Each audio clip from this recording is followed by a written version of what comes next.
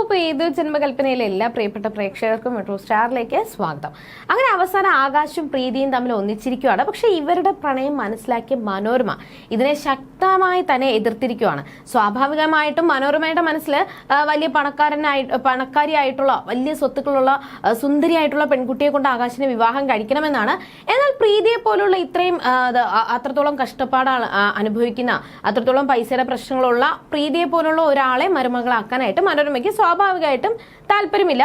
അതുകൊണ്ട് തന്നെ ഇതിനെ ശക്തമായിട്ട് എതിർത്തിരിക്കുകയാണ് ഇപ്പോൾ മനോരമ. എന്നാൽ അതിന്റെ പേരിൽ വലിയ വലിയ പൊട്ടിത്തെറികളാണ് അതിനുശേഷം ASRന്റെ കുടുംബത്തിൽ സംഭവിച്ചത്.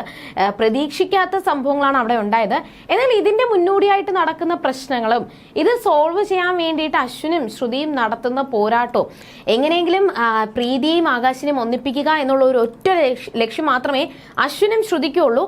അങ്ങനെ ഇതിന്റെ മുന്നോടിയായിട്ട് നടക്കുന്ന തന്ത്രങ്ങളൊക്കെയാണ് ഇന്നത്തെ എപ്പിസോഡിൽ കാണാൻ വേണ്ടിയിട്ട് സാധിക്കുക. അപ്പൊ ഇനി എന്തൊക്കെയായിരിക്കും ഇന്നത്തെ എപ്പിസോഡിൽ അശ്വിന്റെയും ശ്രുതിയുടെയും നീക്കങ്ങൾ എന്തൊക്കെയായിരിക്കും? ഇനിയിപ്പോ മനോരമ ആ ഒരു വിവാഹത്തിന് സമ്മതിക്കുമോ, അതോ ഇനി ഇതിന് മുന്നോടിയായിട്ട് എന്തൊക്കെ നടക്കും എന്നൊക്കെ നമുക്ക് നോക്കാം. അതിനു മുൻപ് ആദ്യമായിട്ടാണ് ഈ ചാനൽ കാണുന്നതെങ്കിൽ തീർച്ചയായിട്ടും സബ്സ്ക്രൈബ് ചെയ്യുക. അപ്പോൾ ഞങ്ങളിടുന്ന പുതിയ സീരിയൽ റിവ്യൂ വീഡിയോസ് എല്ലാം നിങ്ങൾക്ക് ലഭിക്കുന്നതായിരിക്കും. അങ്ങനെ വലിയൊരു പൊട്ടിത്തെറികൾ തന്നെയാണ് ഇപ്പോൾ ASRന്റെ കുടുംബത്തിൽ സംഭവിച്ചുകൊണ്ടിരിക്കുന്നത്. നമ്മുടെ ആകാശ് തന്റെ മനസ്സിലുള്ള പ്രണയം അതും എല്ലാവരുടെയും മുന്നിൽ വെച്ച് പറഞ്ഞിരിക്കുകയാണ്. അപ്പോൾ മനോരമ വിചാരിച്ചത് ഇനിയിപ്പോൾ അവനോട് പറയാതെ പെണ്ണ് കാണാൻ വന്നതുകൊണ്ട് ചെറിയ പ്രശ്നങ്ങളും ആ ഒരു ദേഷ്യമൊക്കെ ആയിരിക്കുമെന്നാണ് മനോരമ വിചാരിച്ചത്. എന്നാൽ അങ്ങനെ അല്ലായിരുന്നു. മനോരമയുടെ മുന്നിൽ വെച്ച് തന്നെ ആകാശ് പറഞ്ഞു തനിക്ക് ഇഷ്ടമുള്ളത് പ്രീതിയാണെന്നും പ്രീതി അല്ലാതെ താൻ വേറെ ആരെയും വിവാഹം കഴിക്കത്തില്ല, അതിന് ഞാൻ സമ്മതവുമല്ല എന്ന് ആകാശ് പറഞ്ഞപ്പോൾ മനോരമ അവിടെ തകർന്നു പോയി. എന്റെ കൊക്കിന് ജീവനുള്ളിടത്തോളം കാലം ഞാൻ ഈ ഒരു വിവാഹത്തിന് സമ്മതിക്കത്തില്ല. എപ്പോഴും മനോരമ പറയുന്ന കുറച്ച് ക്ലീഷേ ഡയലോഗുകളാണ് മനോരമ അവിടെ ആകാശിന്റെ മുന്നിൽ ഇറക്കിയത്. ഞാൻ ജീവിച്ചിരിക്കുന്നിടത്തോളം കാലം കല്യാണം നടക്കത്തില്ല, എന്റെ മനസ്സ് ഇല്ലെങ്കിൽ എന്റെ ശവം കണ്ടിട്ട് നീ വിവാഹം കഴിക്കത്തുള്ളൂ എന്നൊക്കെ പറഞ്ഞുകൊണ്ട് എപ്പോഴും പറയുന്ന ഡയലോഗുകൾ ഇറക്കിയിട്ടും നമ്മുടെ ആകാശിന്റെ മുന്നിൽ ഒരു കുലുക്കവും ഇല്ല. ആകാശ് തന്റെ ആ ഒരു തീരുമാനത്തിൽ തന്നെ ഉറച്ചു നിൽക്കുകയാണ്. തന്റെ ഇഷ്ടത്തിന് തന്നെ കുറച്ചുകൂടി പ്രാധാന്യം കൊടുക്കുകയാണ്. പ്രീതി അല്ലാതെ വേറെ ആരെയും വിവാഹം കഴിക്കത്തില്ല എന്നും ആകാശ് പറഞ്ഞു.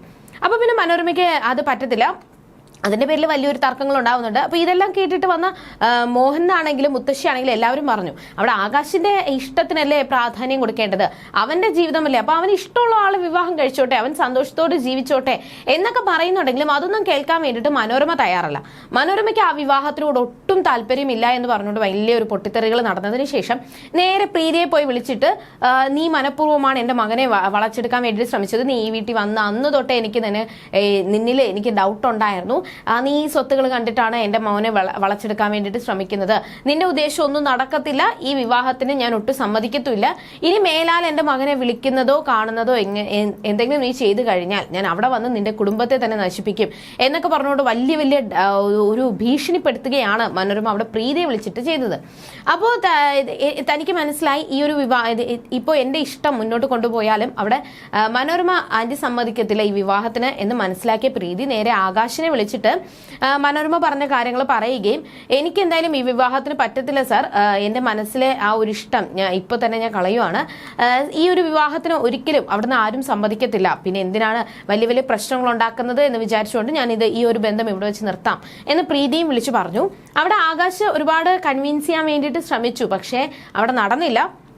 അവസാനം പ്രീതി തന്റെ മനസ്സിൽ ആ ഒരു ഇഷ്ടം ഒതുക്കി ഭയങ്കര കരഞ്ഞുകൊണ്ടിരിക്കുന്ന സമയത്താണ് ശ്രുതി വരുന്നത്.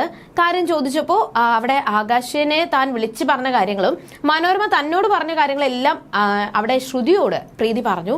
അവിടെ അശ്വിൻ സാർ എല്ലാം ഏറ്റതല്ലേ, പിന്നെ ഇവിടെ എന്താ സംഭവിച്ചത്, എന്തായാലും ഇതിനുള്ള പണി ഞാൻ കൊടുത്തോളാം എന്ന് പറഞ്ഞുകൊണ്ട് നേരെ ഈ ദേഷ്യത്തില് ശ്രുതി നേരെ പോയി അശ്വിനെ വിളിച്ചു. എന്നിട്ട് സാർ എന്താ ഈ കാണിക്കുന്നത്, സാർ പറഞ്ഞുകൊണ്ടല്ലേ എന്റെ ചേച്ചിയും ഞാനും ആകാശ് സാറുമായിട്ടുള്ള ആ ഒരു ബന്ധത്തിന് സമ്മതിച്ചത്, സാർ എല്ലാം ഏറ്റോളാം എന്ന് പറഞ്ഞതല്ലേ, പക്ഷെ ഇപ്പൊ എന്തായി, അവിടെ നിന്ന് മനോരമ വിളിച്ചിട്ട് ഒരുപാട് പറഞ്ഞല്ലോ എന്നൊക്കെ പറഞ്ഞുകൊണ്ട് ഇവിടെയുള്ള ദേഷ്യങ്ങളെല്ലാം ശ്രുതി അവിടെ അശ്വിനോട് തീർത്തു. പക്ഷെ അവിടെ വലിയ പ്രശ്നങ്ങൾ നടന്നുകൊണ്ടിരിക്കുകയാണ്, ഒരു കുടുംബ കലഹങ്ങൾ തന്നെ നടന്നുകൊണ്ടിരിക്കുകയാണ്. അതിന്റെ ഇടയിൽ ശ്രുതിയും കൂടി തന്നോട് ദേഷ്യപ്പെട്ടപ്പോൾ അശ്വിന് സഹിക്കാൻ പറ്റാതെ ചെറിയൊരു കാര്യങ്ങൾക്ക് പോലും ദേഷ്യപ്പെടുന്ന അശ്വിൻ ഈ ഒരു കാരണം കിട്ടിയപ്പോൾ കുറച്ചുകൂടി ശ്രുതിയോട് ദേഷ്യപ്പെട്ട് സംസാരിക്കുകയും നീ എന്നെ ഒന്നും പഠിപ്പിക്കാൻ വരണ്ട, എനിക്കെല്ലാം അറിയാം, നീ ഇനി മര്യാദയ്ക്ക് വെച്ചിട്ട് പോ എന്ന് പറഞ്ഞുകൊണ്ട് ദേഷ്യപ്പെട്ട് അശ്വിൻ കോൾ കട്ട് ചെയ്തു. അപ്പൊ ഇനി തനിക്ക് എന്തായാലും രക്ഷയില്ല, നേരിട്ട് പോയി അശ്വിനോട് സംസാരിക്കുക, പ്രശ്നത്തിന് ഒരു സൊല്യൂഷൻ കണ്ടുപിടിക്കുക, ഇത് മാത്രമേ മാർഗമുള്ളൂ എന്ന് മനസ്സിലാക്കിക്കൊണ്ട് ശ്രുതി നേരെ അശ്വിന്റെ വീട്ടിലോട്ട് പോകാൻ വേണ്ടിയിട്ട് തയ്യാറെടുക്കുവാണ്. അങ്ങനെ നേരെ അശ്വിന്റെ വീട്ടിലോട്ട് പോയി. ഈ സമയത്ത് അവിടെ മനോരമ വീണ്ടും തന്റെ ആ ഒരു ഡ്രാമ വീണ്ടും തുടർന്നുകൊണ്ടിരിക്കുകയാണ്. അയ്യോ എൻ്റെ മകനല്ലേ ഞാൻ, സാധാരണ എല്ലാവരും പറയുന്നത് പോലെ തലയിൽ വെച്ച പേരിരിക്കും തറയിൽ വെച്ച കുറുമ്പരിക്കും എന്നൊക്കെ പറഞ്ഞുകൊണ്ട് ഞാൻ വളർത്തിയതല്ലേ, 10 മാസം ചുമന്നതല്ലേ എന്നൊക്കെ പറഞ്ഞുകൊണ്ട് എല്ലാ അമ്മമാരും പറയുന്നത് പോലത്തെ കുറച്ച് ഡയലോഗുകളും കൂടി മനോരമ അവിടെ വെച്ച് കാച്ചി. പക്ഷെ ഇതിലൊന്നും ആകാശ് വീണില്ല. അവസാനം മനോരമ തന്റെ തല കൊണ്ട് ചെമറിൽ ഇടിക്കുന്നത് വരെ ശ്രമിച്ചു. അവിടെ ലാവണ്യ ആയാലും അഞ്ജലി ആയാലും ഒരുപാട് കാര്യങ്ങൾ പറയുന്നുണ്ട്, മനോരമാന്റെ ഇന്ന് നിർത്ത്, ഇങ്ങനെയൊന്നും ചെയ്യാതെ അവന്റെ ഇഷ്ടത്തിനൊന്നും വിട്ടുകൊടുക്കുക. പക്ഷെ മനോരമയ്ക്ക് അത് പറ്റത്തില്ല. അവസാനം മനോരമ രണ്ടും കൽപ്പിച്ച് ആകാശിനോട് ചോദിച്ചു, നീ ഇപ്പൊ പറ, നിനക്ക് എന്നെ വേണോ പ്രീതിയെ വേണോ?